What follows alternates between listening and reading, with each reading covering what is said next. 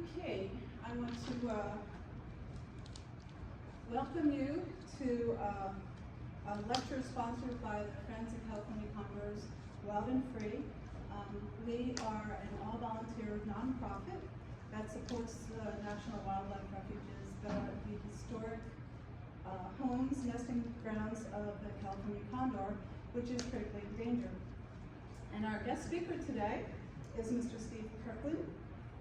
He is the U.S. Fish and Wildlife Services Field Coordinator for the California Condor Recovery Program. During the late 1990s, I should say, Steve worked as a wildlife biologist, releasing and monitoring condors in the newly released Southern California flock. In 2001, Steve transferred to the Ventura Fish and Wildlife Office, where he worked for over a decade on a variety of endangered species projects. He returned to the California Condor Recovery Program in 2012 in his current role, where he works closely with the Condor Field and Captive Breeding Programs, U.S. Fish and Wildlife Service leadership, researchers, non-lead outreach specialists, and other agency and NGO partners, all working to help recover the critically endangered California condor. Thank you very much, Steve, for coming here.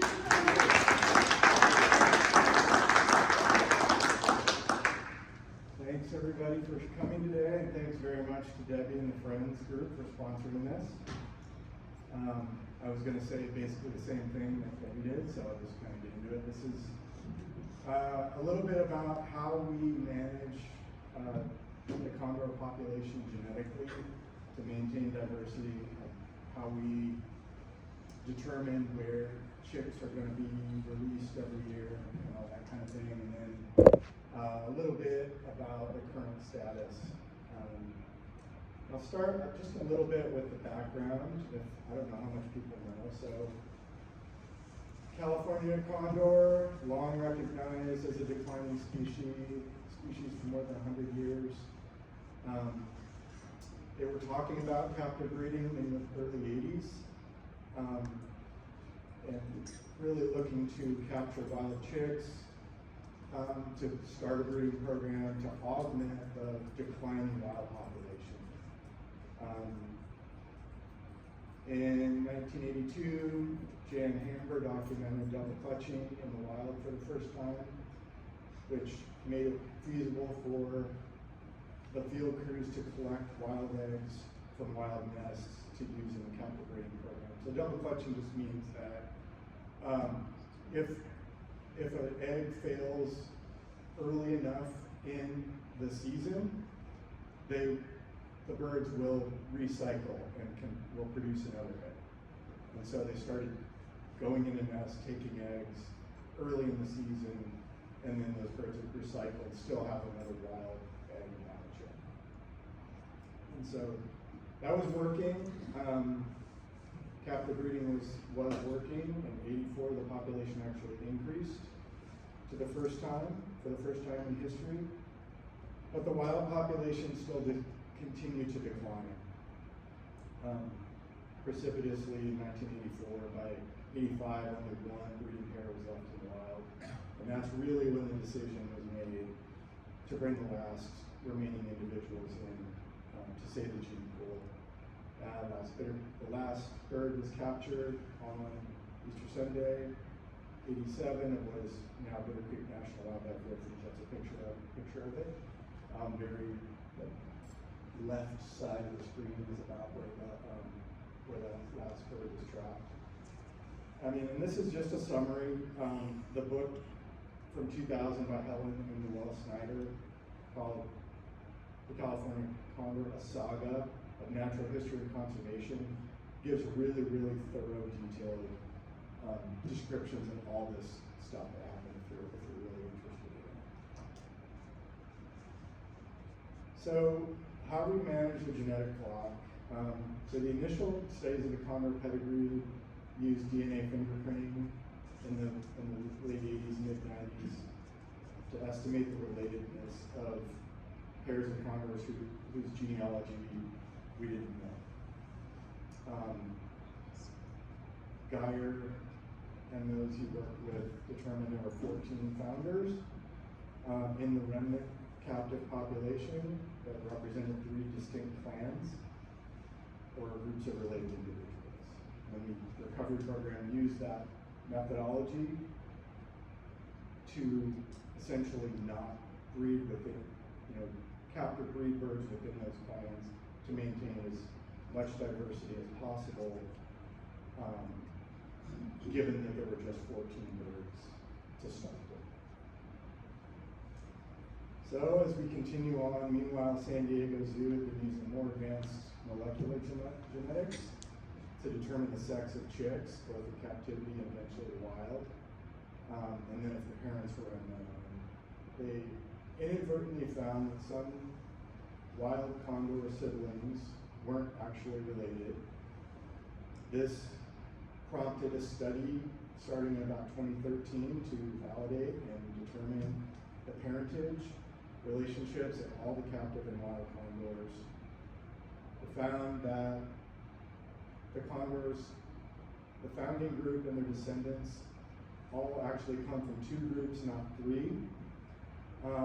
But the 3-clan method really did pretty well to diversify what, again, small amount of genetic representation we have left. So they did a pretty good job based on the technology that they had at the time.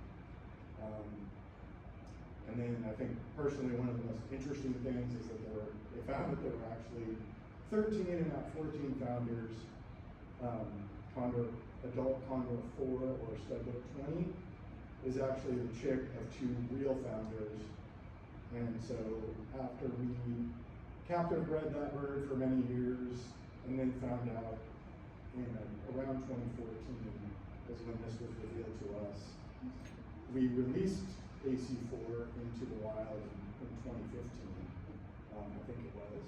And that bird is still out there, and has been a breeder, and went right back to his ancestral nesting territory almost immediately, which was pretty cool. So this is just a graphic of what the corrected pedigree looks like. I couldn't really find a good picture of what the original one looks like, and it probably wouldn't really make that much difference to you there, but I mean, this does point out on the top right where AC2 and AC4 were determined to be studbooks, twins, chicks, and the rest are just confirming other parentage. So, how we maintain genetic diversity now, using the corrected pedigree, is using the concept of mean kinship, which just basically means how related each individual is to the other members of the population. So we use that to identify the most genetically important or the least related individuals to other members of the population are the most important. So those individuals that have a low mean kinship score have fewer or less closely related relatives than individuals that have a high score. So the birds that have been breeding a long time are highly represented, are not necessarily the most genetically important because there's many of them, many of their progeny in the wild. And so the goal is to transfer all the genetic diversity that's available from that remnant population of 13 founders in the captive population to the wild populations, and ensure that each representative reintroduced wild population has a full genetic representation of the captives. So we have wild populations in Arizona, in California, in Baja, Mexico, and a new one in far northern California. And so the goal is that those are all each managed as an independent population representing the genetics of the full captive population.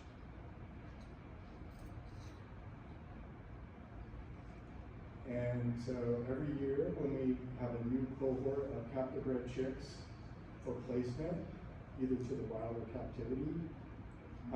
There's a population geneticist that we work with that essentially runs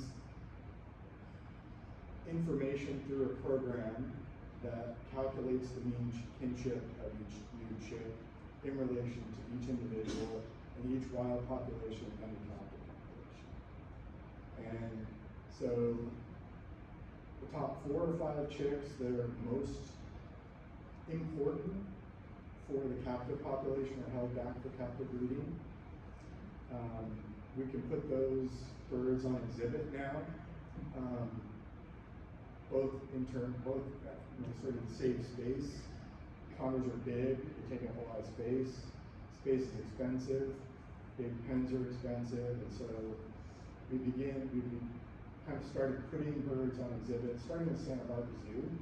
Some of you may have seen the condors there. Those birds are all future breeders, so genetically important. They were held back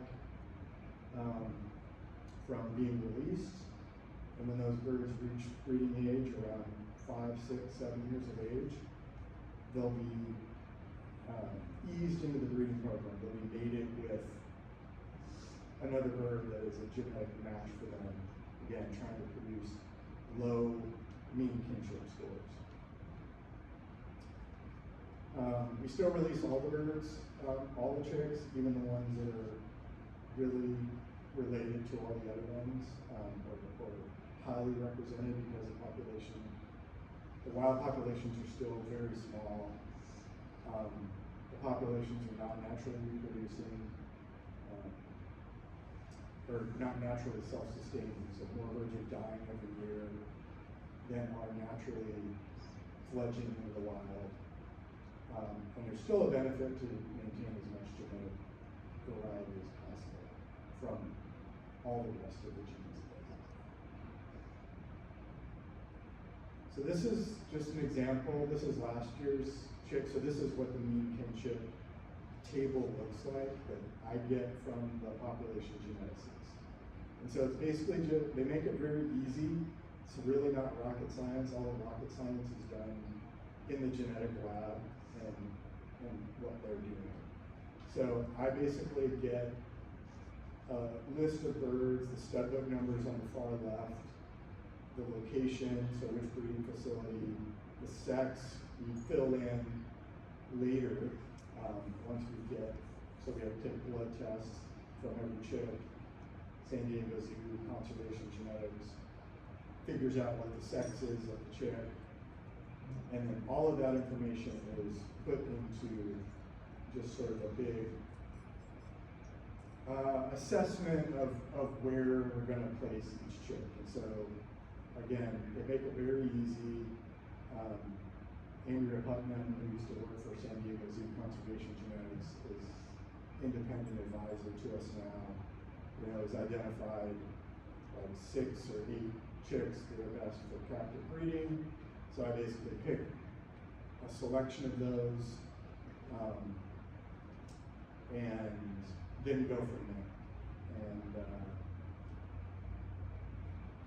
so when I started doing this in 2013, we were just looking at the genetic mean kinship score. And over time, all the field crews, field programs started noticing that we were starting to see a skewed male to female ratio in the population. And so we started trying to also look at the sex of the chick in addition to the mean kinship score to try to keep those wild sex ratios as close as possible, still in the hopes that we're going to have more breeding birds in the wild, which is the goal. So the other thing we're doing now is, because we've done a pretty good job of, over time, of making all those wild populations really pretty close to the captive population in terms of their genetic diversity, it kind of doesn't matter as much as it did at the beginning of the program when the populations were small. So also now we'll look at just the logistics of where each bird is located and where they may go, which field site or zoo they may go to. So the breeding programs are at the Oregon Zoo, the World Center for Birds of Prey in Boise, Idaho, the San Diego Zoo, and the LA Zoo. And so moving those birds across the country is also another logistical challenge. And so the closer a breeding facility is to the population that is going to get it, the easier it is on the people that have to move those birds. So it's all a kind of a combination of all these factors and trying to balance them out.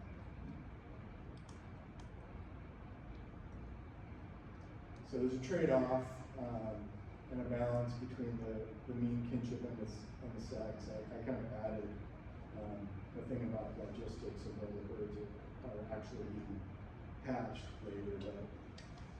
But what I do is start with just looking at how many females we have each year, and then the males, and then determine how many are available for each release site.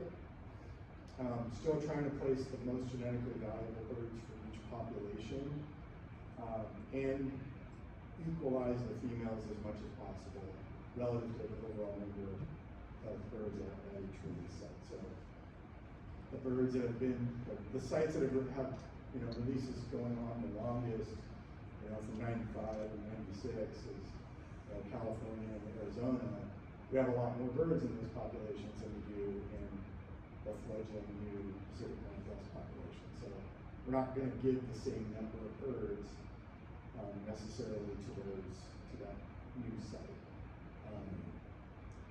This is because in 2017 we were starting to do some population modeling, and we were attempting to see if we could increase the number, if we could surpass the mortality rate in the wild, if we could jumpstart the wild population, enough with flooding the market or releasing enough captive birds. And so we've been doing that ever since, essentially keeping the Arizona population consistent. So those birds have been getting 10 or 12, that site has been getting 10 or 12 birds a year, pretty much for the whole time since like the 96 when they started, just based on how many birds were being produced in captivity and how many we had to split up between the different wild sites. And so we agreed, kind of internally that we would try, because the original population model was based on the California population, that we would release any excess birds into California, so the established California populations. So that hasn't worked. We have increased the number released, and we just still can't get over the hump. We can't keep birds alive, essentially, long enough for them to be repeated breeders successfully. So anyways, we're sort of at a different crossroads now. But we also have the new Pacific Northwest population. The EA for that, environmental assessment for that project, estimated that they would release 4 to 6 birds, and that was just again based on our strategy at the time for how many extra birds we had available to release. So, but that, unless you make more birds, you're splitting the pie up. So the more release sites you have, we have a finite number of birds if we don't build new breeding facilities or find some other way to make more birds.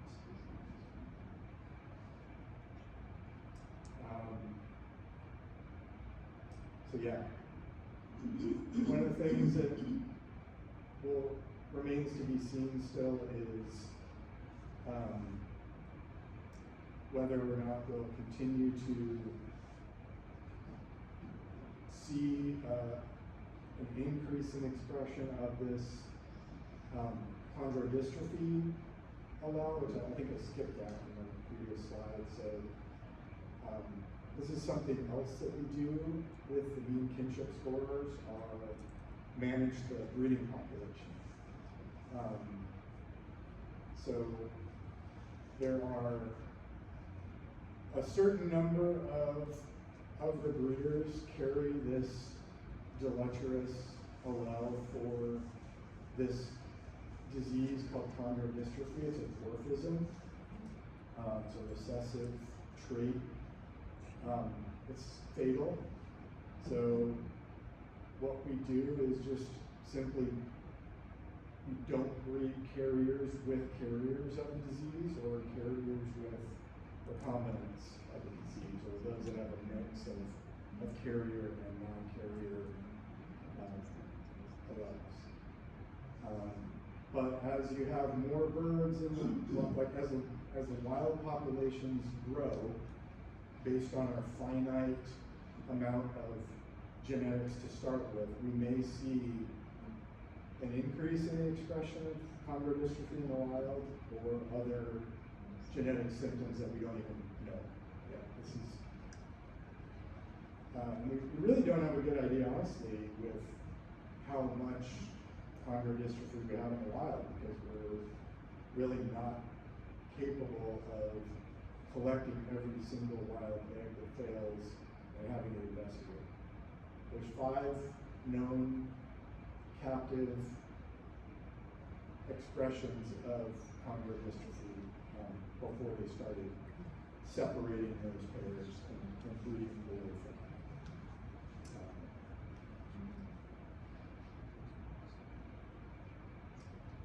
But the good thing is that the genetic diversity of the population is still high. 94.6% of the founding captive population, so the diversity is still there. The recovery plan set a goal of retaining 90% for 200 years, and based on what we've been doing, we're on trajectory to be able to maintain that and then some for the next 200 years. So that's really good. This, according to the geneticists, is really, really good compared to other captive breeding programs, other small populations. And just doing some other reading, that's really a symptom of the bird being long-lived, and there being a lot of them. At one time, there were probably tens of thousands of condors. You know, nobody really knows, but the historical population in the Pleistocene was probably across most of North America. So there was a huge number of these birds, and they had a wide, a huge amount of genetic diversity. So this is where we stand as of the end of 2024. 566 birds in the wild or in total, and 369 in the wild. And I do this every year at the end of the year. It's really kind of an estimate at this point because, like I was mentioning to Debbie earlier, or somebody earlier, we actually found out later in the year that the Baja population fledged 4 more chicks than they had initially been. They were able to report at the end of the year. And then we all, of course, we also have birds die as well. So it's very, very difficult to maintain this, completely up to date because it changes really rapidly. The Friends group actually used to do this monthly, probably about 10 years ago or more. But it really became, not usable because the population just changes really rapidly. But this is about where we're at. This is just to give you an idea. I mean, this kind of really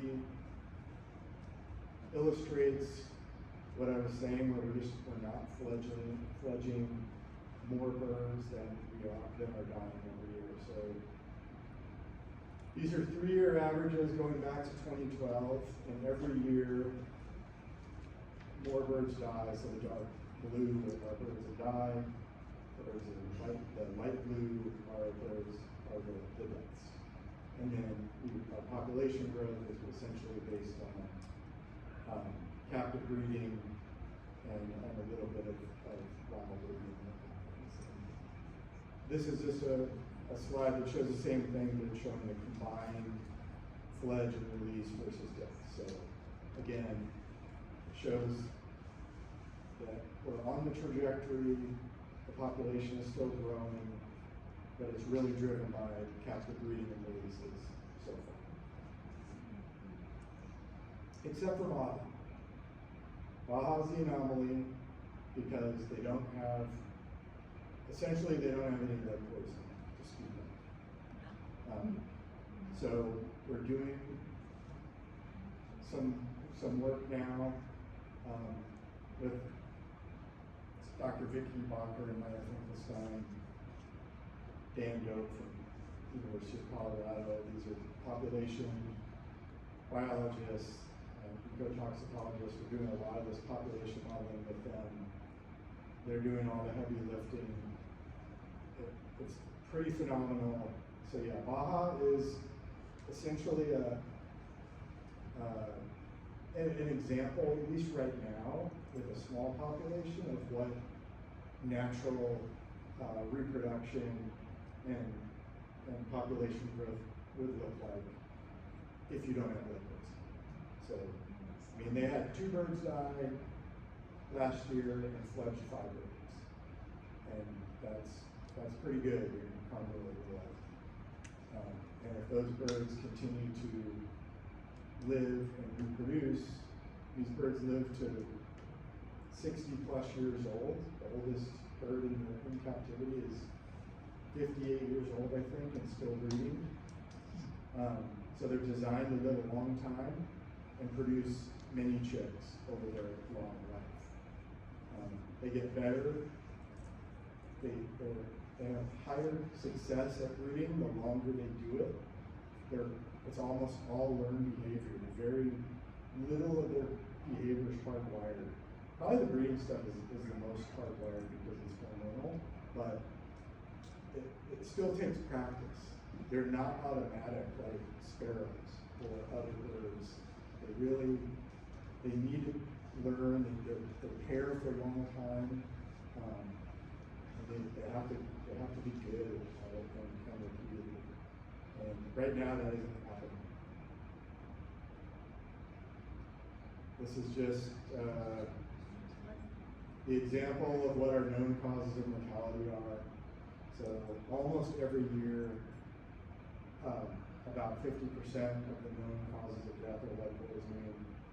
The rest you can kind of see. I mean, the predation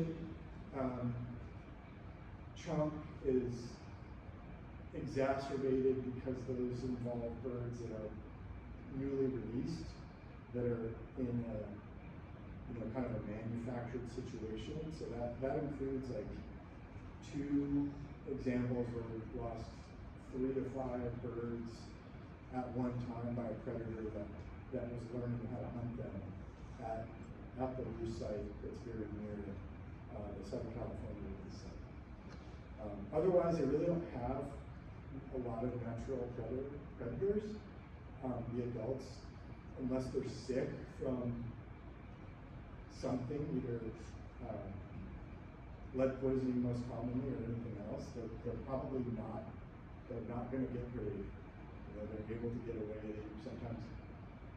Sometimes they'll lose a battle with a golden eagle, but they're unlikely to be taken as an adult by a predator. So this just shows you. Then we have about the same number of birds that just go missing in the wild every year. About the same number of birds that die by poison. And that's not included in this slide because we just wanted to know what the percentage of the known causes of death. So these are all birds that the carcass is collected. sent to the forensics lab and U.S. Fish and Wildlife Service National Forensics Lab in Ashland, Oregon. They do pathology on all those birds, and this is the result of that. Is this possibly skewed? It may not be, because this is a very long time frame, 92 to 24. But we had catastrophic losses like in the last 5 years from H-pie and fire. Right. So I don't know if lead would bump above 50% at that point or not. This It's is not just, important. They wanted to change it much. Again, it's a yeah, very long time frame. You're right. I mean, it does show you that. Yeah, the time frame is just 92 is when releases to the wild started. Right. So it's just a running. Essentially, it's a running total to monitor what that looks like. And yeah. But like when you put in the parentheses fire 16, what does that mean? That's 16 birds that died of fire. Right. But yeah, Which are like in the last couple of years, and the H-pie infection or yeah, last. you're right. You're right. Yeah. And in the average in the bar graphs, those don't include those catastrophic losses because they so far, that's how we're viewing them, is that they are catastrophic losses, and they're not regular. So They're not the norm, yeah. those aren't the norm yet. Hopefully they're not the norm. But that's how we've chosen to model them and look at them. It will definitely bump those numbers up.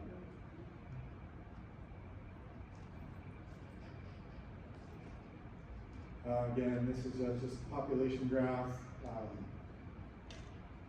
You can do this longer. I just started doing this from 2010 because at one point, I think when I made it, it was 10 years. So I probably made it in 2012. And it wasn't made before, so it's just takes a lot to, just adding all the data to spreadsheets and whatever. So it's just, it shows the same thing essentially as the numbers at the beginning of this. The captive population fluctuates because it includes the chicks that are released every year too. So I've been thinking that including something that describes the captive breeding population is probably a little bit more representative. But at a point, people wanted to know how many birds there are in total, and this is, it should account for all of them. So this is kind of where we're going. Currently, we're working on updated recovery implementation strategy, which is basically, it will be an official Fish and Wildlife Service document, tiered off the current 96 recovery plan. It's prioritizing the actions that are still the most relevant. It's something that the Fish and Wildlife Service has been doing more recently than redoing the whole plan. They're meant to be adaptive, working, living documents. So this is a process that we're in right now, collaborative decision-making process, working with the core partners in the breeding and field programs, and we'll address the key components, so captive breeding, release to the wild, outreach, and then try to address that poison. Those are the main things that are the most important thing as we know currently in trying to both grow the population and hopefully get to a point that it's not conservation reliant. So again, like I've talked about a bunch of times, population viability modeling, to predict the number of birds that we need to grow, or how much we might want to increase the captive breeding program to grow various wild populations to a given size over a range of years. Tiered on again off of the 96 recovery plan. Then we have a new paper coming out. Dr. Bacher is the lead author. It's really about, what's going on with lead poisoning, what's worked, what hasn't worked, and just what we've learned. And it's really amazing. I mean, it's allowed us to look at all these different variables collectively and, put variables in, run population models, take variables out, change things around, very complex, and yeah, really giving us a really much better idea of what's been going on than what we might have by just sort of doing the raw numbers of this many birds die, this many birds die, blood poisoning, nothing's working, what should we do? So this is what this is really telling us so far is that the outreach it's been doing has been working. It would have been worse had it not been done. It's showing that the lead ban in California has actually worked.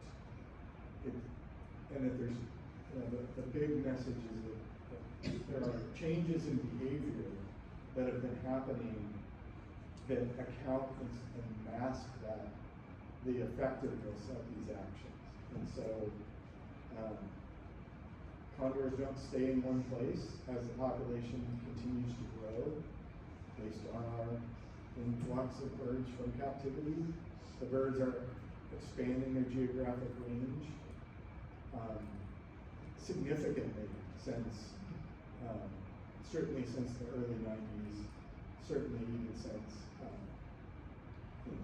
2008 when the first lead ban rule went into effect. Also, what it's pointing us to are certain types of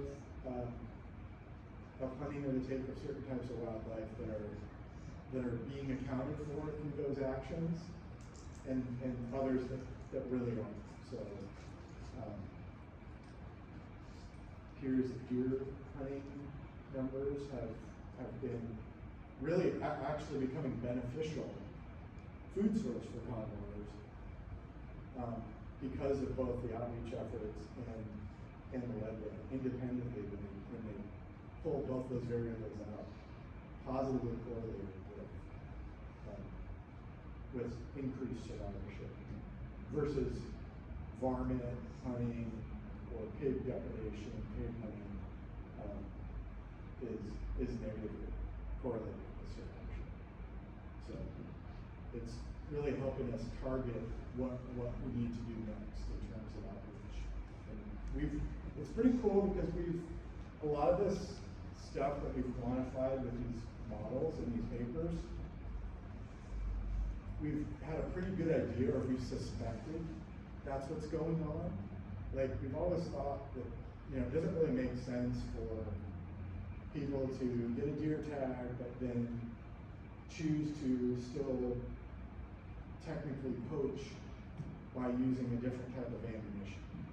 It just doesn't logically make sense. And so, it doesn't account for every single person, but it really is, it looks like that what's been going on is that, as the pig populations have grown, pig depredation and pig hunting is changing. Birds are changing their behavior, foraging to different areas, where there are more areas that pig hunting is, where there are more pigs, and that it's not the same in every part of the Condor range. So it's, very, very helpful in helping us sort of step by step try to target where to focus outreach efforts and what kind of outreach might need to be done compared to just doing the same old thing. But yeah, that's really kind of where we're at now. Definitely just wanted to recognize these people for their efforts to both understand the genetics and advise on the genetic issues to help with recovery. Kathy Rawls was the Population biologist, geneticist. When I first got on here, she's from the Smithsonian. She's since retired. Worked for years with John Bilal. These are both emeritus members of the Smithsonian. Been involved in lots of different endangered species work and tools that are being used today in population management, especially of small populations. And Oliver Ryder, Cynthia Steiner, Leona Kemnick, Samantha Hunjan are from San Diego Zoo Global Conservation Genetics. They're doing all the work on chondrodystrophy, sexing birds, doing all that parentage work, and still doing more, and wanting to do more. And Andrea, Dr. Putnam, is our current genetics advisor, using and running all those meat kinship numbers for us. Without that, we would be nowhere. It really takes all these types of folks. We're really, really lucky in this program to have the interest and the resources to do this. This is not funded by, certainly not all funded by the Fish and Wildlife Service. You know, there's some money that goes to San Diego Zoo. I don't believe that, at least in the last 13 years or so that I've been involved in this, we didn't give a dime to the Smithsonian to do the work that they've done. They just want to do it. They've been involved for a long time and are passionate about this stuff. Just amazing people. But yeah, so it's all about them. It's not about any, you know.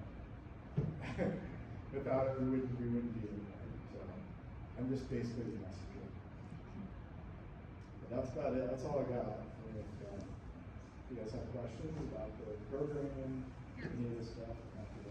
We used to live in Arizona, Yeah. and Liberty Wildlife had California Condors. Are they part of this breeding? Liberty Wildlife is a treatment facility for the Arizona flock. They do not breed birds there. They have a few birds on exhibit. Yeah, they built big, Yeah. big exhibits. Yeah, so they've got birds that that have gone there for treatment, injured birds, and that there's a few birds that will never be able to be released, that they've kind of incorporated into their exhibit space now. They're really integral though in the treatment. They really, we had a meeting with all the program vets about lead poisoning treatment, especially as it related to fragments, birds that still have fragments in them. Liberty Wildlife, Dr. Stephanie Lamb down there, they've really done a lot of aggressive treatment on those birds, and yeah, it was really cool. We had a really productive meeting. We had a bird that had very high lead levels recently, that had fragments that we, you know, kind of were able to get all those vets together with and share information. And OASU tried some new stuff, and it worked. Wow. And they were able to save that bird, and I attribute that to really kind of the whole collective effort, really. But yeah, so they're really important, and they were really on the front lines too of the HPI outbreak that Brad was mentioning. So yeah, 2023, highly pathogenic avian influenza hit the Arizona flock, killed 21 birds, about 20% of that whole population. And they were taking all the birds that were surviving, at least initially, down to Liberty Wildlife.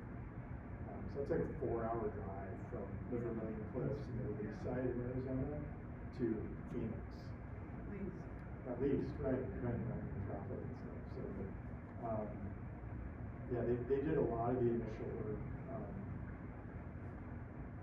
in trying different things, you know, to try. So yeah, we really appreciate it. Go ahead. Given that these birds can enjoy pretty good longevity under optimum conditions, is it their pattern to stay with a single partner, or do they typically? Yeah, that's an interesting, so yeah, they're supposed to mate for life. And that's what the literature will say.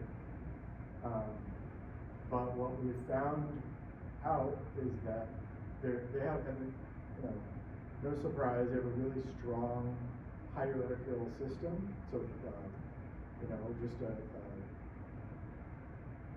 I think that's really still a mystery to the field biologist or to anybody, is what drives all that.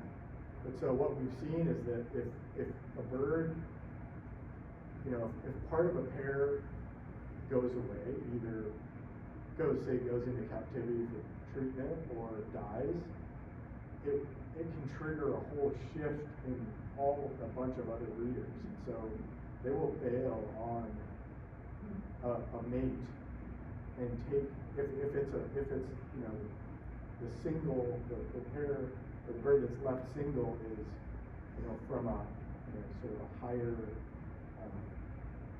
higher level in the overall hierarchy. And so, I mean, we saw a shift.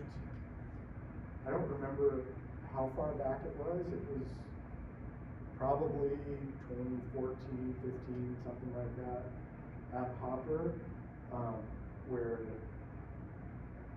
at least one part of a pair died, if not a couple, but it triggered a shift of almost every breeding pair jumping to the next mate that was available. So yeah, really interesting. But again, like given maybe a normal scenario where they don't have high levels of adult mortality in the wild, and you know, you might see pairs stay together for much longer. You know, it's certainly exacerbated by what they should. Don't they switch if they have several nest failures? Not so much. Is maybe switch nest, but that doesn't seem to be something that I mean, it may have happened, but I mean, they're not jumping,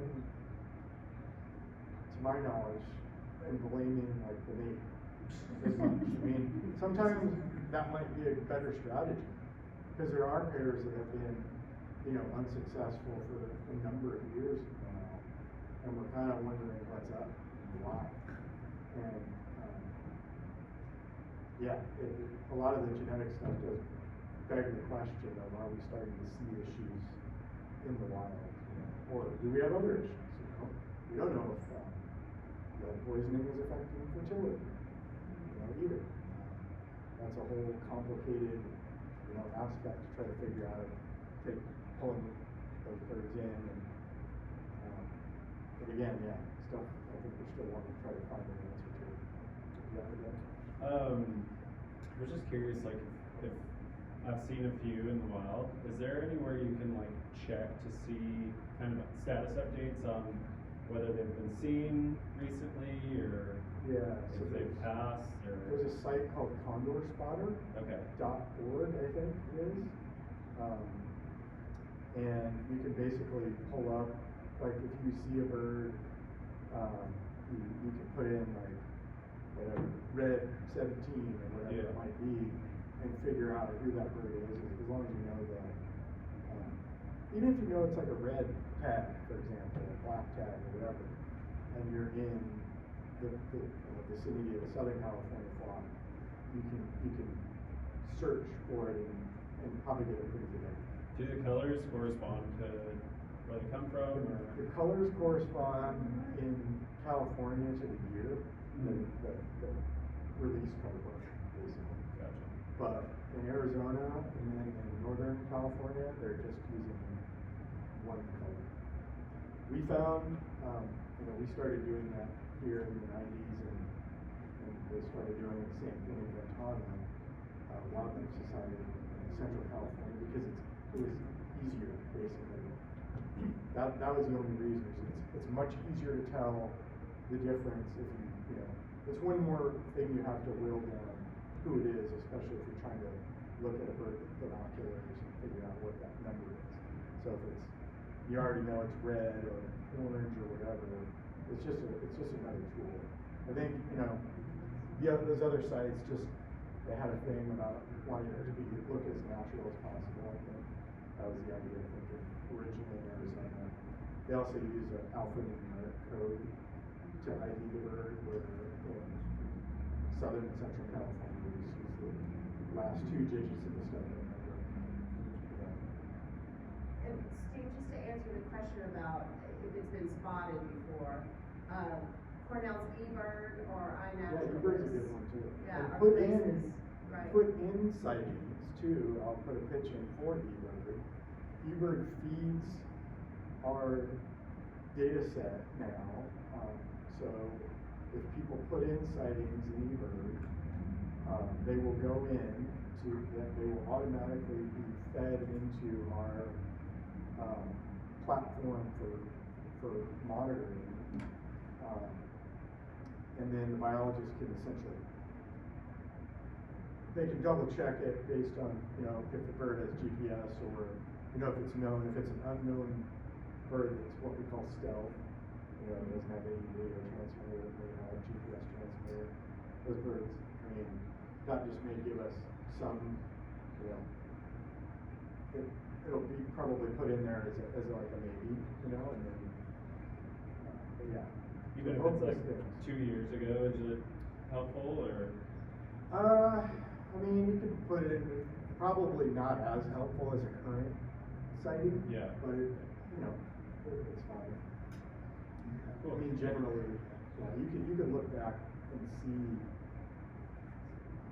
maybe what the status of the birds that you saw 2 years ago are, and if they're still alive or not, that kind of thing. Go ahead. Two things. Is bird flu a concern? And also you mentioned about the bird's range expanding. I've talked to people at Cajon Ranch, and they see Yeah. them out there. Yeah. Are they anticipated to nest on Tehachapi Mountains, or? Yeah, so we've had several nests in the Tehachapi's over the last several years. We haven't had Some map. yeah, You wanna hold it up? thank you. Yeah, so this is the current range, I don't know if you can see it roughly, of the Southern California flock. So it goes we had birds go into Yosemite Valley 2 or 3 years ago. That's the farthest, about the farthest. Where they've would gone. they come from? It came from here. Oh, really? Yeah, same flock. So Bitter Creek National Wildlife Yeah. Refuge. This is the Hopper Mountain National Wildlife Refuge. This is Cajon Ranch. I mean, you can see that. Sorry, this is just a heat map. So density of GPS hits, basically. Lots of activity there. Lots of activity at the refuges, both because this is the release site. Lots of nesting around here. This is Tulare County. This is Blue Mountain in Tulare County. There's a big radio tower there. It's like a kind of a volcanic peak, granite peak, right, that's surrounded by grazing land, sort of independent a little bit of the Sierra itself. That's a place that they like to use. So that's kind of what we're starting to see, is these other sites that are not manufactured release sites where, we're putting food out and releasing birds. Those were always when they started doing these kernel density maps, those would be the main areas that the Condors were focused on. But now we're starting to see, this is just natural use up into the Tehachapi's and the Sierra, independent of anything we're doing. We're not putting food out there. This is just them doing what they're doing, finding the resources that they need. Were y'all doing that for a while, putting food out? Still put food out to both proffer, so it's called proffer feeding for newly released birds that would otherwise be fed by their parents. So the chicks in the wild will stay with their parents for like over a year and a half, in many cases, and the parents basically teach them what to do. It's like I was saying before, it's a lot of learned behavior.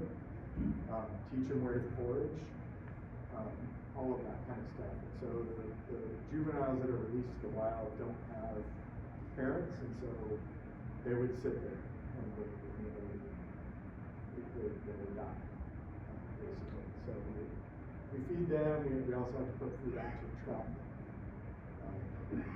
So that's essentially it. We don't put food out year round most of the time, at least not too much. I mean, and right now, to answer your question about bird flu, it is a huge issue. It was I mean, we really got lucky in the sense that only 21 birds died out of that 116 or so birds that were in the Arizona flock at the time. Luckily, because they weren't all in the same place at the same time. So that's kind of our mode of thinking is, you know, we're just like, you know, with both like the Central California flock and the Southern California flock, you are never going to find all of the birds in the same place at the same time anymore. We haven't seen that happen yet, where we've seen, you know, 100 birds all at one carcass, or even at the release site, or whatever. Certainly a lot.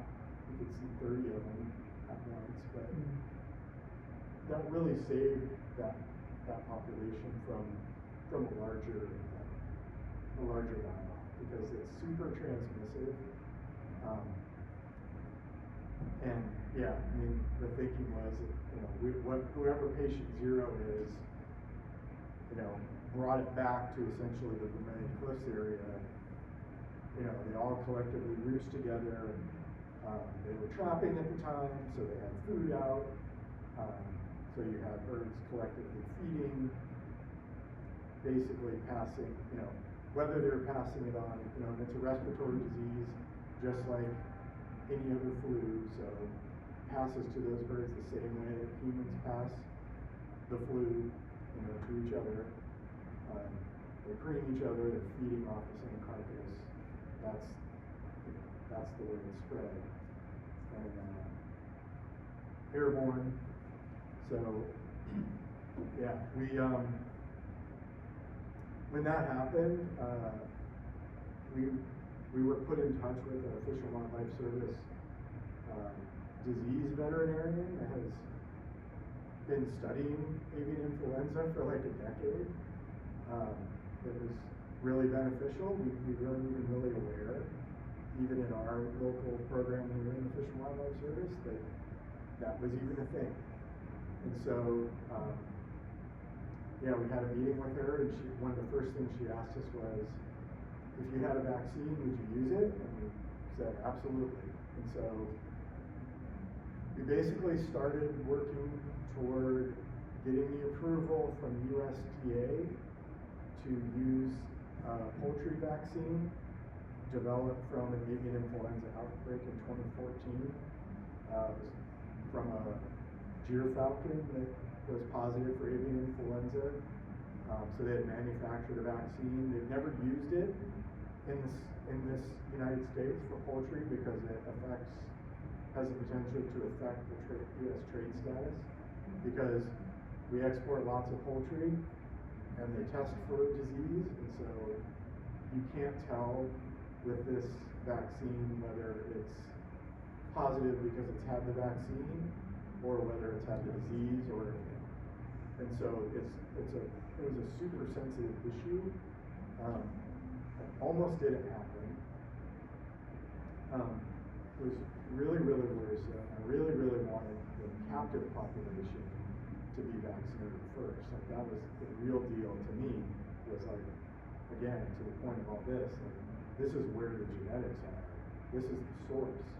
You know, we can start over in the wild if we have to. I mean, it might take 20 years, but if we lose some of these genetics, or, you know, if we lost enough, we would pull birds back from the wild that are, to backfill some of those lines that we lost to H. pylori or anything else. So we've been vaccinated. We did get approval finally to start vaccinating birds, both in captivity and wild. Condor is still the only bird that's ever been vaccinated for avian influenza in the United States. Other countries vaccinate poultry.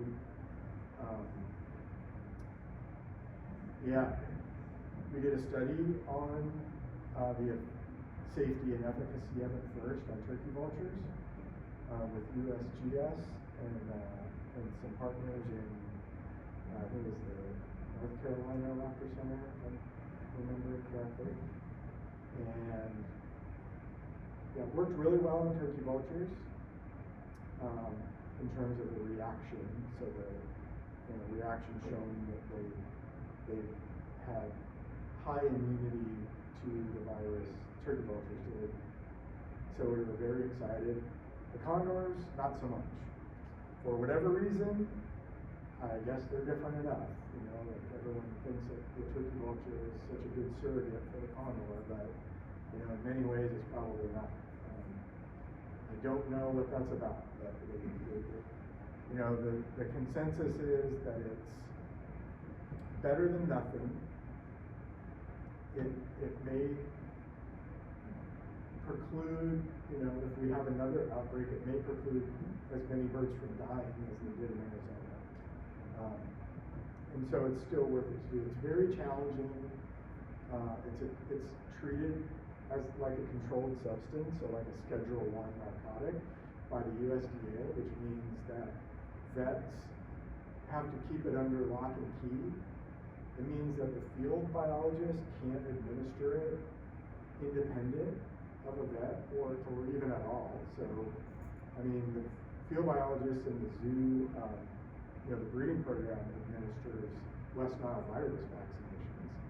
So it's not rocket science once you're trained up and know how to, deal with the animal safely to give them injections or take blood. The field biologists do all that.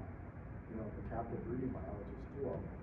Vets don't typically do any of that work anymore. They did early on in the program.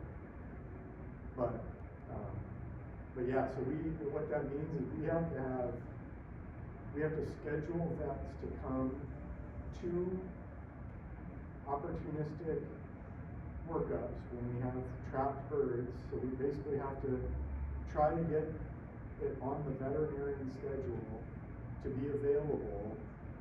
And we've started doing this like on kind of a regular basis. So, trapping will go on like during, sort of seasonally, and there'll be a schedule, like every Wednesday we'll work up the birds that we have. So that means we're doing the blood work, changing transmitters out, doing health checks, vaccinating them for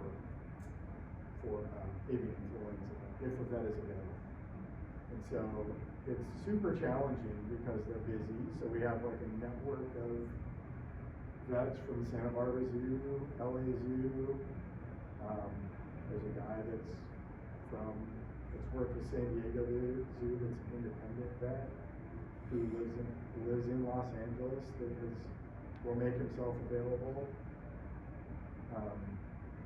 Oakland Zoo, like pretty much all of the zoo partners will, within reason. It doesn't really make sense for obviously like Oregon Zoo or something to come here. But it's been pretty challenging. We have,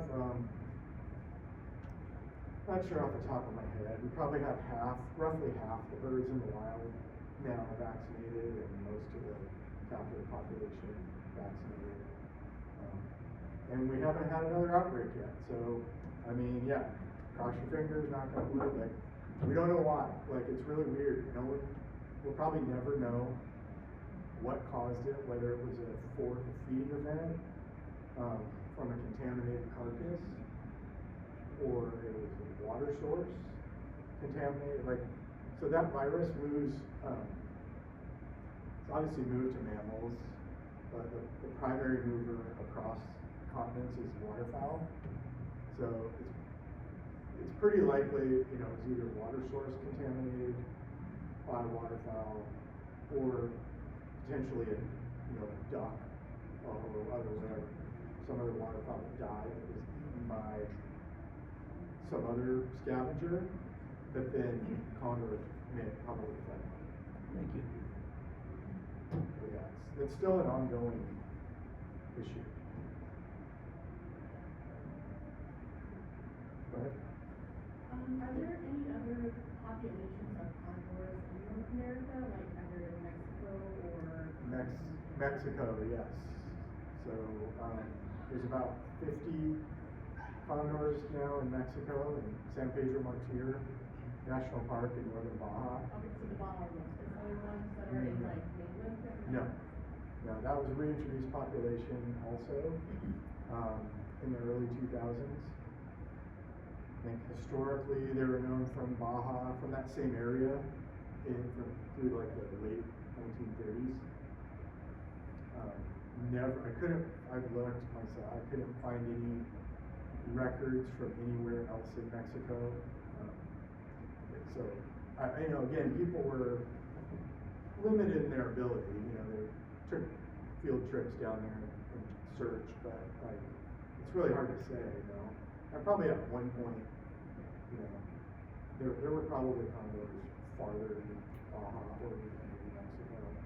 Certainly probably in the, you know, mainland Mexico, like south of Texas and New Mexico, even maybe Oklahoma, where they're Like the Copper Canyon area, like those areas that. yeah, they could be. I mean, that'd be a good place for them. It seems like just if there was enough food for them. But And then there are also condors in South America, but are those just? Indian condors, right? Yeah, are those just two different? Different species.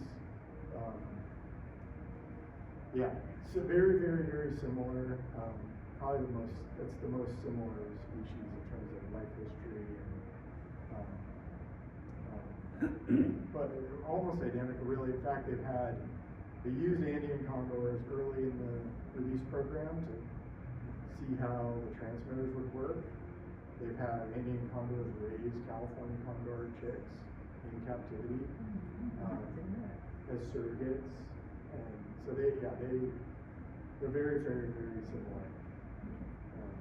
Different species though, they're still doing much better down there. Not great, they're declining This also. is just threatened. Yeah, almost, threatened or near threatened, I think. Probably still on order, you know, there's still orders of magnitude more. I don't know, it's interesting, different issues. Some of them get lead poisoning. Thank you. Yeah, you're welcome.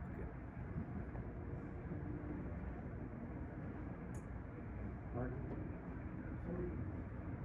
How much of the lead is coming from environment planning, or is there any way to tell? We don't know. I mean, anecdotally, we know that they eat ground squirrels, and we know that they follow. So people have observed condors following vehicles around that basically people are shooting ground squirrels from. So literally, like the dinner bell, like people have seen them come from wherever they have been when they've heard gunshots. People just shoot these things and leave them there? People shoot ground squirrels as a land management practice, and just probably in some way this type of practice or whatever. But yeah. They don't pick them up. No, I mean they shoot them in super high numbers, and yeah. So that's part of again. I mean, this is we haven't quantified any of that. It's an issue to try to, you know, figure out how to outreach more directly about farm hunting and about pig hunting than it is just hunting in general. And so, Wild pigs? yeah, a lot of wild pigs. Wild pigs are a nuisance and considered now an invasive species in California, which means it's easier to take them.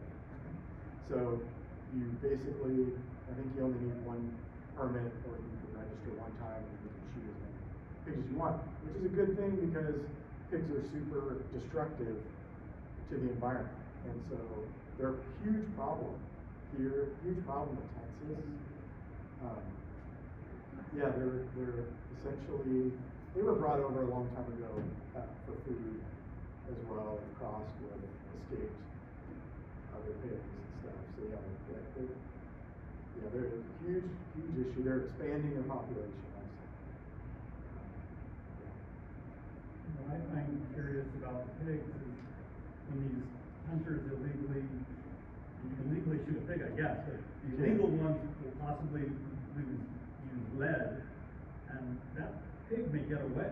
Yeah. And won't die for 5 Right. years, and the condor will find it 5 years later. So the pigs are Right. actually a reservoir of lead running around They probably in the are. forest, waiting to die their normal life, and then Yeah. it'll become a lead issue when that pig dies. Especially, Really frightening. especially like, you know, people may not even try to mortally wound them every time either. So if they're ripping up a vineyard or something, you know, people may just be pointing at them with a 22 or, you know, even birdshot or something like that just to get rid of them. You know? And then in certain times of the year, like summer, like they're really not harvested for food because they're tough. And so, yeah, different times of the year, people may be taking them for different reasons. And so, yeah, that's one thing, you know, I learned, you know, recently from Dan Ryan, who works, you know, with NPS on lead-free outreach stuff, is yeah, like, you know, pig hunting isn't the same year-round. Like, no one is collecting summer pig depredation to eat it. So yeah, they're gonna leave that most of the time. And pig hunting is underrepresented as well. So we've had starting to have more and more discussions with Department of Fish and Wildlife, State Department of Fish and Wildlife, on how they can be more engaged in the Condor program, and really the lead issue, since they manage the game species. You know, the U.S. Fish and Wildlife Service, you know, we really don't have anything to do with the state's, you know, deer and pig and other programs. So that's one thing the state's, this research targeting, you know, sort of identifying the pig and varmint issue is something that we're interested in, because it will help us all with how to do that outreach. We've also got a study, we also have a study to like try to see if we can figure out like the percentage of a couple different ways to look at how, maybe try to figure out how much varmint depredation is contributing to the lead poisoning issue. So one idea is a DNA study based on like a beak swab, and so to see how many birds are eating ground squirrels. We know they are, but if there's a way to quantify it via quantifying the number of times via the different DNA that they've got. And then another idea is to expand the data set of lead ammunition isotopes with small caliber ammunition and newer ammunition. That was something that Myra Finkelstein, who's the ecotoxicologist, has done all the lead, blood lead, and feather lead work with us. You guys probably have heard of it. That was one of her more recent ideas to try to get at that issue, is expanding that ammo lead isotope sample. So she was basically did the paper, I think it was the second paper, basically, the smoking gun paper, we kind of call it, identifying that, you know, almost all of the lead in condors is coming from ammunition by, you know, isolating those lead isotopes. You know, it's different than lead paint. You know, we have examples of condors that have eaten lead paint off of like old fire towers, and it's there's like a range of isotopes, and it's a, you know, when it's plotted out, it's a different spot. So that's one thing we're trying to do. I mean, they've just been collecting those smaller calibers from the lead-free outreach folks, and then putting it, you know, kind of doing that work. So we have sort of yet to see any of that yet. But that's, I think that could really give us an insight. You know, if we could say 50% or whatever it is, 25%, 75% of all the lead in condor feathers and blood are coming from varmint loads. That's huge in terms of what we need to be focusing the outreach on. And it sort of goes along with this, you know, the pig hunt population modeling stuff. That, you know, it's basically like, you know, it's got to be probably a little bit more specific than it is. At the same time, I mean, there's crossover. So a lot of what the outreach folks do now is, you know, they'll go talk to anyone who will listen to them. But they'll go to sportsman shows or do shooting demos. Yeah, they do. They do, but that's the benefit though too, is that both, and nobody wants a lead bank. And we're not going to see additional lead banks. Like it's a hugely controversial topic. I think we really think it's probably hampered efforts here, honestly,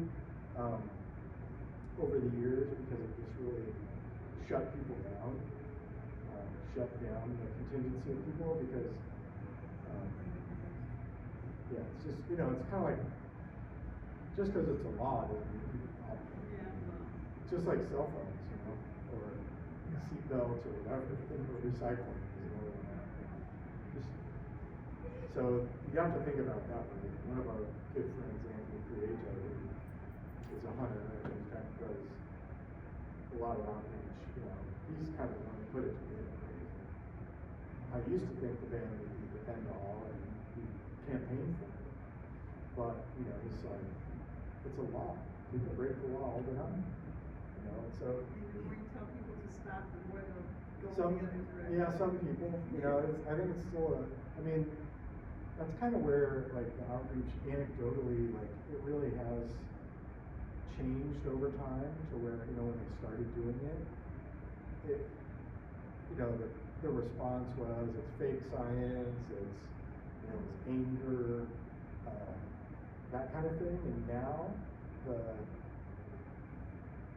folks that are coming to those tables, say at the big Sportsman's Expo show in Sacramento,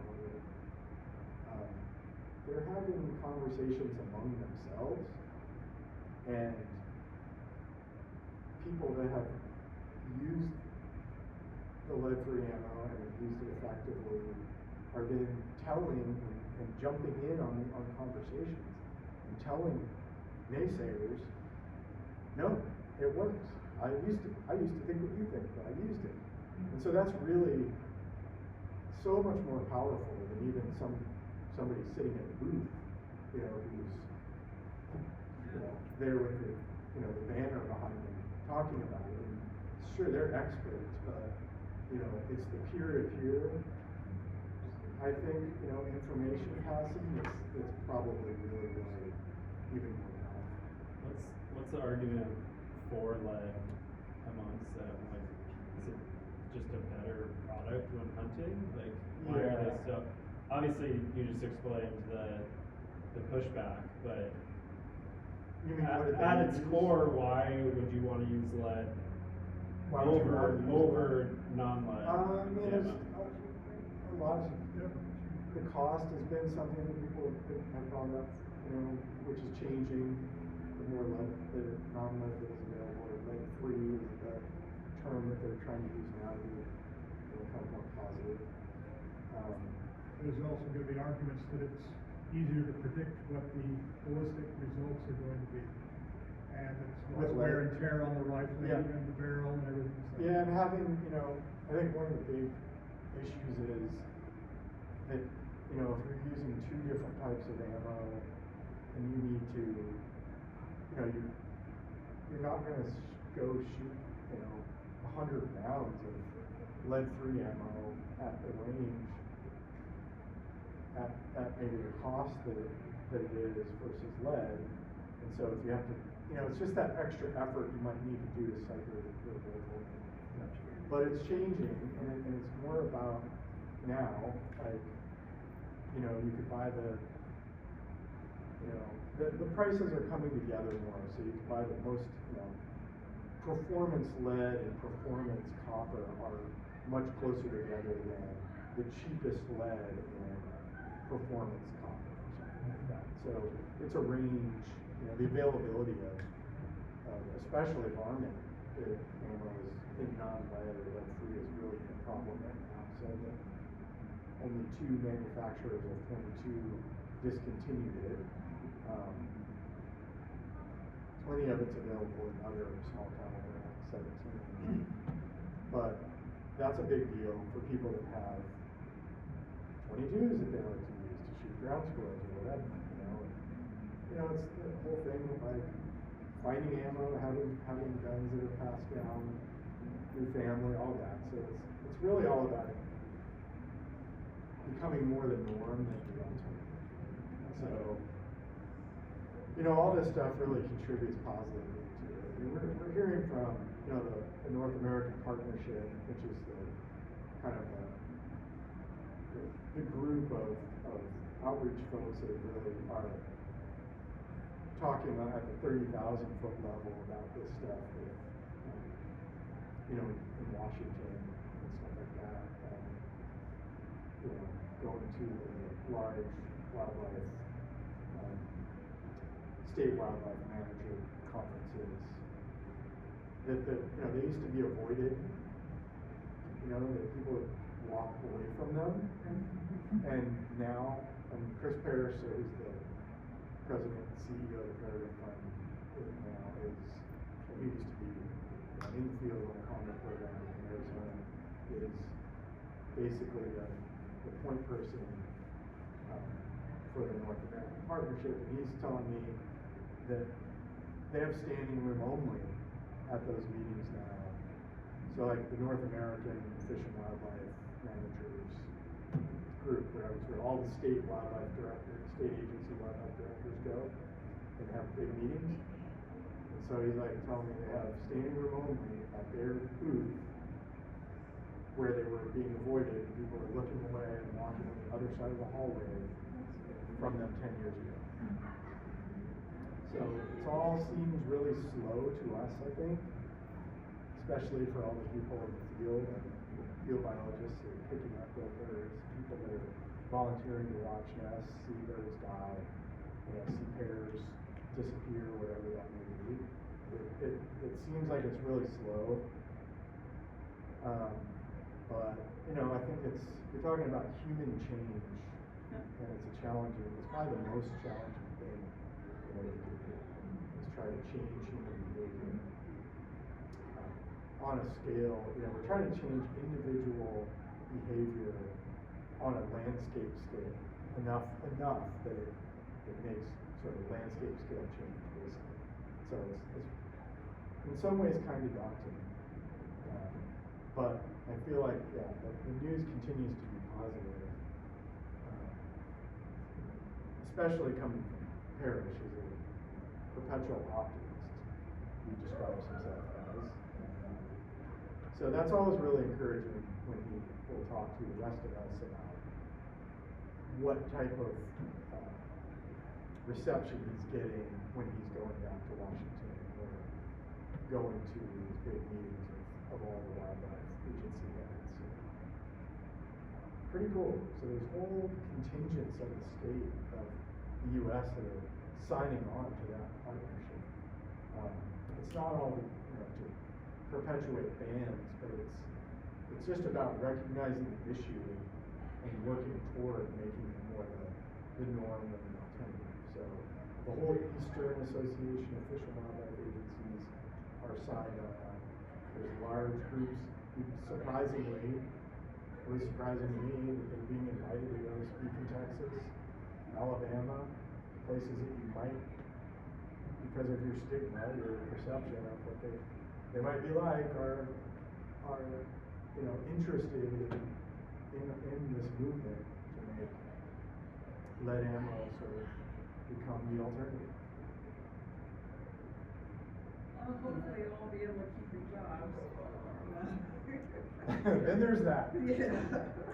Well, Steve, I'd really like to thank you. Thank you, guys. This was a wonderful, informative lecture. And we're very hopeful that, Ready for setting it up and some friends. sure. We're very hopeful about the use of alternatives to lead. That's what's going to save our California condor. That's it.